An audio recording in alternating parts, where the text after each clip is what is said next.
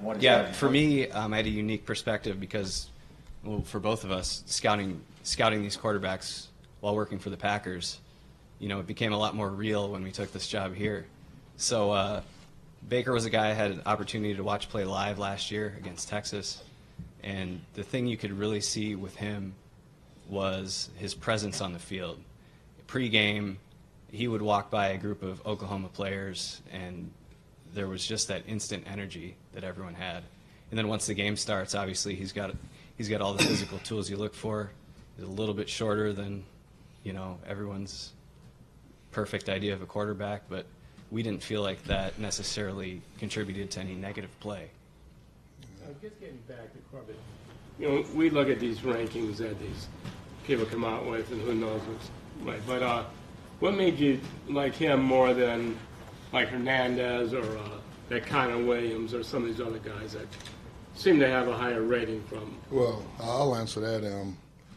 First of all, I don't know who those guys are who's ranking these guys, so it doesn't matter to me.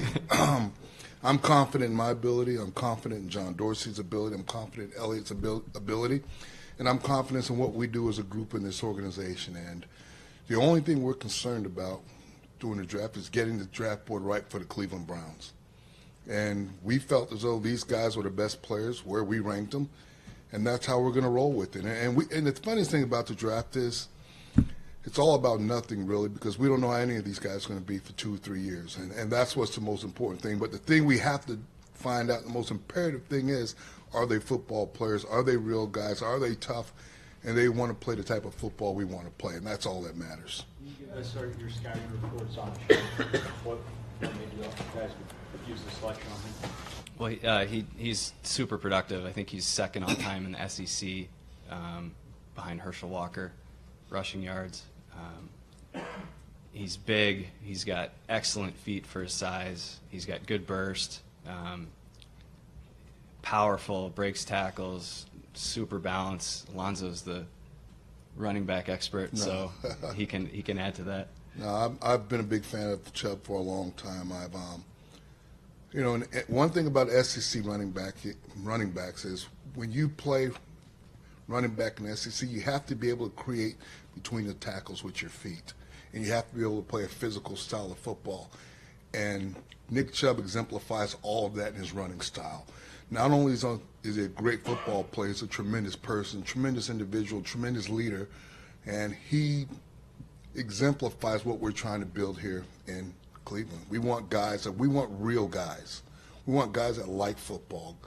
We were going back to Baker Mayfield, and I had an opportunity to scout him at school as well, and I was joking with him. I said, you know what? You could have played with me back in Miami. You're my type of guy, I've been around great quarterbacks my whole life. Played with Warren Moon, played with Troy Aikman, been around Brett Favre, Aaron Rodgers, Warren Moon, and Testaverde, Bernie Kosar. I was in the huddle with all those guys. Well, not in the huddle with Brett Favre and those guys, but the other guys before that. And there's something more than a big arm to be a quarterback. Because if it was just about a big arm, well, then everybody would be successful at the quarterback position. We throw out all the traits what it takes to be a quarterback when someone doesn't measure up to somebody's standards. And I've always wondered, when it comes to being a good football player, whose standards are we judging them by? It's about playing the game. It's about being a good football player. It's about wins. And it's about wins. And I thought Baker made all those checks to me, and he had the it factor to me. Corbett's position, is it something where you guys have an idea, or he comes in and you see where he fits best once he starts practicing? Yeah, it's a little bit of that. We're going to work him at tackle and guard. That's up to the coaches wherever they see fit. We have some good versatility along the line there. With we signed Chris Hubbard, who played a bunch of positions for Pittsburgh. So we have some options there. There are obvious similarities in size between Tyrod Taylor and Baker Mayfield, and kind of style of play. Is that just coincidence, or is there a relationship the organization was thinking once you got a veteran, did Baker become more attractive to use? No, not really. We felt like we wanted to add a veteran quarterback and a rookie quarterback throughout this process, and we feel like we added the best available guys that we were able to at the time. Do Do you agree the style of quarterbacking is similar? To a certain extent. I mean, they're both very mobile. Tyrod is probably more of a runner, and they both have tremendous work ethic, tremendous leadership. So those things are definitely similar. I'm curious, is there any just pause or just thoughts that, Bradley Chubb being available there at 4 when you guys opted for Denzel Ward? I know they had talked about Greg Williams wanting to solidify the backside, getting a corner and things like that, particularly with you have up front. But obviously a lot of talk about Bradley Chubb and what he could have done possibly opposite, Myles Garrett. I just wanted to know what you thought about that. Yeah, I mean, in the draft every year, there's decisions you have to make, and you can't pick them all. We admired both those players, and in the end, we felt like we did. We picked the guy that we really wanted. Alonzo, when you guys were looking to fill out the running back position in the draft, was it open as to what style you were looking for, or he looks like a younger Carlos Hyde? Well, I've watched the AFC North for a long time, and I do know one thing: it's big, physical between the tackles, running style of football. You look at the backs who've come out of the AFC; they've all been big. Ray Rice was short, but he was a powerful runner, and when you play in this type of weather, similar to Green Bay and that kind of stuff, you have to be able to run the football. And the days of one guy carrying the ball 30 times and 30 times, that in today's football really doesn't happen very often. And to have two backs that are quality, I think it's a great thing. I don't mean to belabor the point on the Corbett position, but for both you guys, this roster has a lot invested in 2 starting guards. Yes. And you just had a Hall of Fame left tackle retired. Wouldn't Corbett for this roster have more value if he can play tackle? Absolutely. Yeah, I mean, you look at the contracts throughout the league, the tackles are the ones that are getting paid more, getting picked higher. So if Austin's able to be the left tackle, that'd be great. Well, you don't know what's going to happen with any quarterback, obviously. When you're picking one, number one, it's got to be almost like a semi-guarantee. And what is it about Mayfield that strikes you as you can predict that he probably will be a winning or playoff-style quarterback?